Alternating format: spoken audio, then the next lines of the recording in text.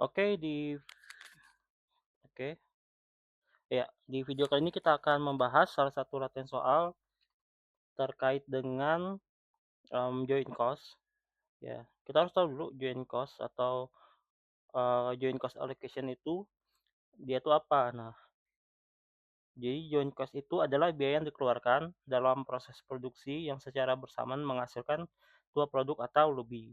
Karena prosesnya menyatu, kita tidak bisa mengatakan biaya ini murni untuk produk A. Nah, semua produk ikut menanggung biaya tersebut hingga titik pisah. Nah, maksudnya gimana? Kita lihat di contohnya. Jadi kita kan punya material, material, tenaga kerja, dan lain-lainnya, yang di mana,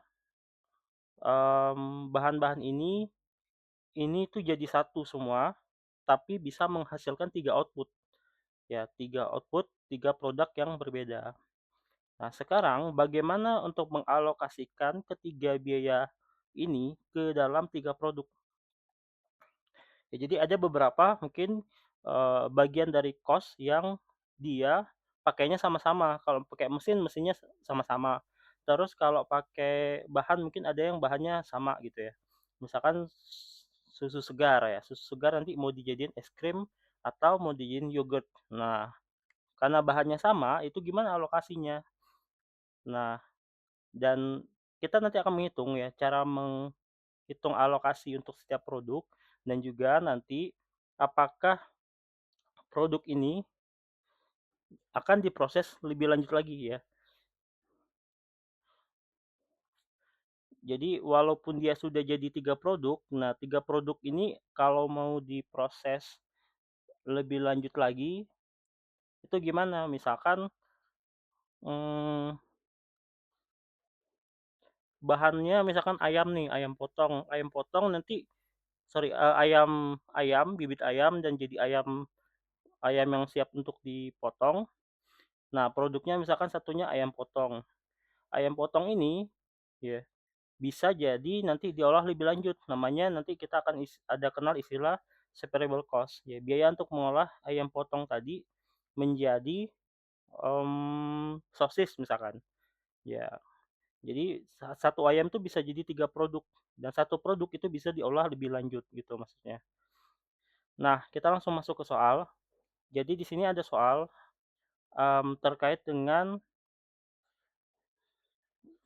tentang perusahaan terkait kayu kayaknya, tentang pengolahan kayu. Nah, di sini ada informasi biayanya itu 1 juta.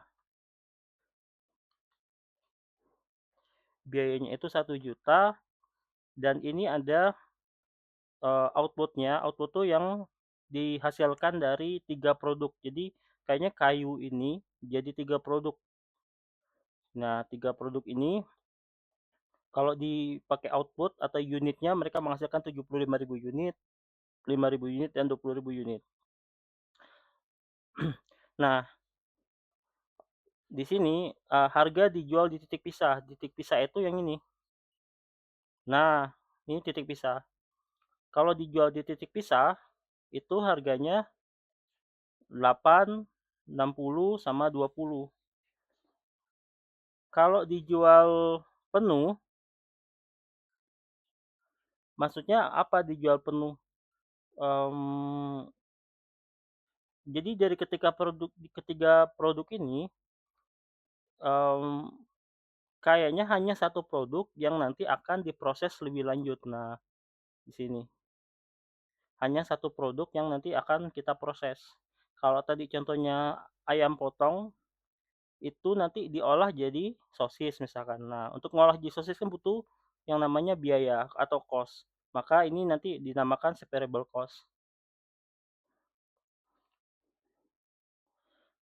Nah, ini sama. Jadi untuk yang ketiga produk ini yang diolah lebih lanjut adalah, yang produk yang kedua.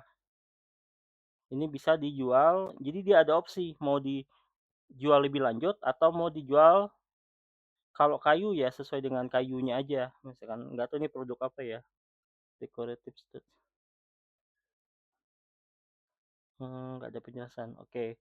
Pokoknya dia jadi kalau bahan kedua ini dia bisa 2 opsi, mau dijual apa adanya atau nanti mau diolah lebih lagi. Nah, harganya beda gitu. Karena kalau dijual apa adanya itu harganya 60, tapi kalau ketika nanti si produk kedua ini mau dijual atau diolah jadi sesuatu yang baru, nah harga jualnya jadi 100.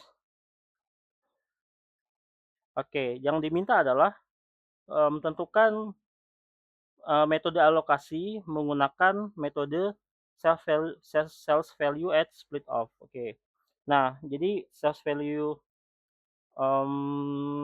at split off itu ya kita tentukan dulu nilai jual,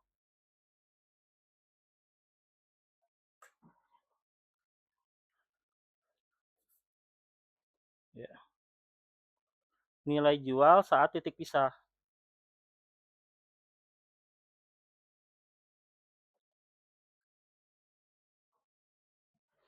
Katakanlah kita tadi punya produk ABC ya, ABC. Nah, nilai jual di titik pisah itu kan tadi di soal 8, 60, 20 ya nih. 8, 60, 20. Price-nya 8, 60, 20. Terus outputnya kita kali aja. Tinggal kuantitinya 75.000. Ini pakai Excel.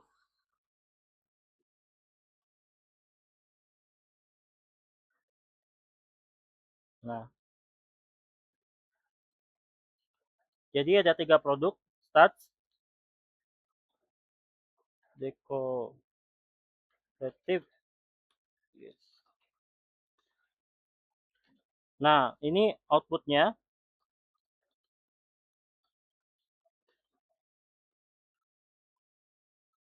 75.000, 5.000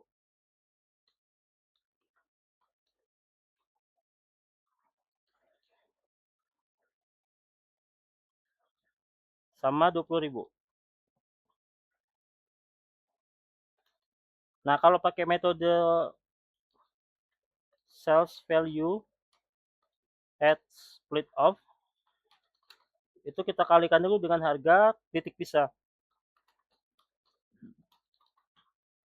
Yang tadi dijual apa adanya 60, terus 20. Maka totalnya kita kalikan. Nah, totalnya 1.300.000. Nah, ini kita bikin persentase. Persentase, persentase, persentase. Nah, terus tadi kan alokasinya yang harus dialokasikan itu 1 juta. Nah, ini kita kalikan dengan 1 juta.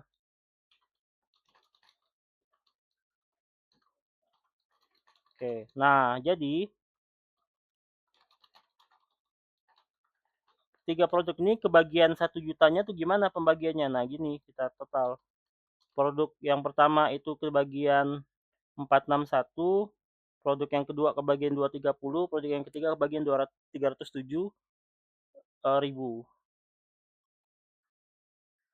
Nah, kayak gini. Ini yang namanya metode nilai jual relatif atau sales value at split off. Kemudian yang kedua adalah pakai metode fisik, unit fisik. Unit fisik itu lebih gampang. Ya, unit fisik itu kita persentasekan saja dari unit yang dihasilkan. Mereka menghasilkan 100.000 output. Berarti mereka menyumbangnya berapa ini persentasenya? Nah, oke. Penyumbangnya ya 100%. Nah, jadi dia persentase pakai unit fisik. Nah, alokasinya tadi berapa? 1 juta. Jadi 1 juta itu gimana baginya? Oh, kita kalikan dengan 1 juta. Nah, jadi ini pembagian untuk join cost allocation nih. 1 juta tuh kemana aja untuk 3 produk tadi? Gitu keywordsnya. Save. Metode ketiga adalah metode NRV. NRV itu di mana dia dijual di saat dijual di titik maksimal, atau biasanya dia sudah maksimal diolah lebih lanjut. Karena produk pertama dan produk ketiga itu dia tidak diolah lebih lanjut, maka itu nilai maksimalnya. Tapi beda dengan produk kedua. Produk kedua itu nilai jualnya kita tidak lagi pakai $60. Karena $60 ini baru kayak apa adanya. Sementara yang harga jual penuh atau maksimal suatu produk itu bisa diolah lebih lanjut itu dihargai dengan harga 100. Maka kita tulis di sini. Nah, dia pakai harga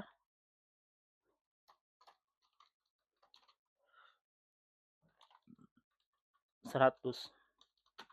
Kapan 120.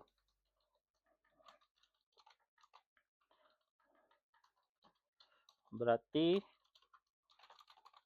ntar kita cek alokasinya.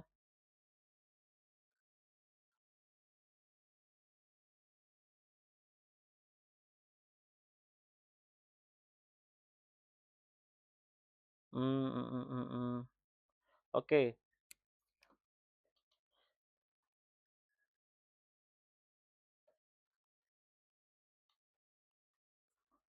605. Nah, di sini ada keterangan kalau dia ngejual dengan nilai jual penuh itu maksudnya tuh nanti dia diolah lebih lanjut. Kalau dia diolah lebih lanjut, ya, maka ada penyusutan 100.000 per bulan atau 10%. Berarti di sini harga jualnya kita harus susutkan dulu. Penyusutan 100.000. Nah,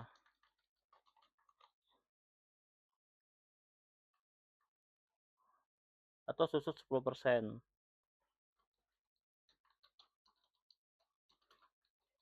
Ini tetap, ini tetap. Terus apalagi? Ketika dia ada penyusutan,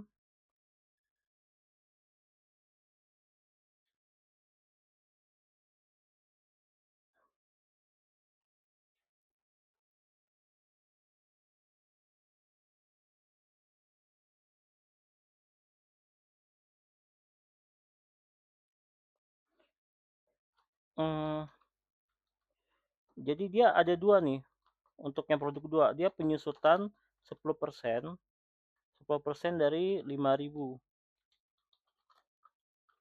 Karena kan produk kedua itu outputnya adalah 5.000.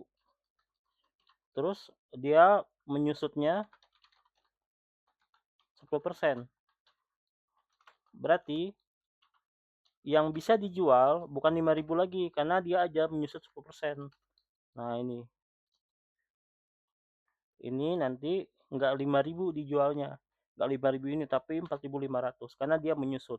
Kemudian ada informasi kalau untuk ngeproses decorative pieces pieces ini ke produk yang lebih advance lagi, yang lebih bisa diolah lebih lanjut lagi. Nah, kita harus butuh bayar 100.000. Maka netnya ya, net penjualannya, net salesnya itu adalah 350 karena harganya 450 kita kurangkan dengan cost-nya dulu atau proses biaya untuk memproses variable cost. Nah, sehingga nanti net sales-nya itu 350. Barulah kita presentasikan. Nah, ini baru kalau mau presentasi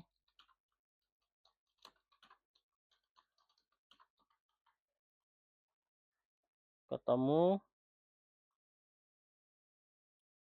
Nah, ketemu join allocation. Nah, alokasinya. Jadi sejuta itu nanti kemana aja? Nah, kita pakai 3 metode ini. Ini untuk NRV, terus ini perbandingannya dari metode ini kita lihat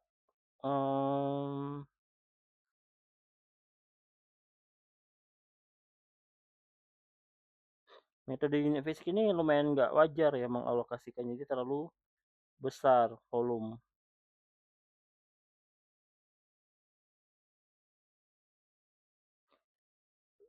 Nah, kemudian, oh ya tadi kita, ini nomor 2 ini sudah menjawab pertanyaan ya, bahwa apakah dekoratif ini akan kita proses gitu ya, ini akan kita proses gitu ya. Nah, kita kan tadi ngejualnya 5.000 unit, tapi dia susut 10% atau nah berarti kita cuma bisa jual 4.500, di mana kita ngejual per unitnya itu, jual per unitnya adalah berapa tadi? $100. Berarti kita cuma bisa ngejual salesnya kita 450. Cost-nya kita, cost itu biaya untuk ngeproses si dekoratif ini ke lebih advance lagi, produk yang lebih baru lagi, maksudnya yang kita proses lebih lanjut lagi. Nah, biaya untuk memprosesnya itu adalah tadi di info di soalnya adalah 100.000. Berarti netnya atau um, pendapatannya bersih adalah 350.000. Jadi apakah kita akan memproses si dekoratif ini, karena nanti kalau salesnya kita jualan kita dengan misalkan kita jual 450.000 untuk ngolah, katakanlah tadi contoh sosis ya, untuk ngolah ayam jadi sosis, ternyata biayanya lebih besar dibanding biaya penjualannya, maka sebaiknya kita tidak lanjutkan, menjual sampai dengan sosisnya. Kita jual aja ayam apa adanya gitu.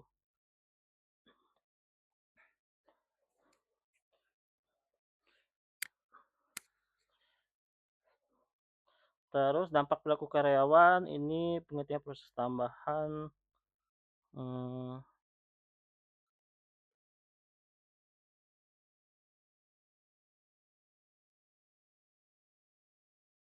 penghentian. Kalau di penghentian proses tambahan ya pasti dia nanti, mmm, nggak banyak aktivitas yang harus dikerjain lagi ya, berarti penurunan produktivitas dan motivasi juga termasuk, yang intinya kalau kalau kerjaan cuma sampai sini doang, nih nggak ada effort untuk nanti memproses lebih lanjut ya, maka kemungkinan ya pekerjaannya nggak akan banyak memakai, sumber daya, nggak akan banyak memakai resource. Maka dia bisa jadi nanti ada penurunan produktivitas atau nanti penurunan aktivitas ya. Ini salah satu penjelasan di soal. Oke, sekian untuk video kali ini, kita lanjut ke nanti ke video berikutnya. Terima kasih.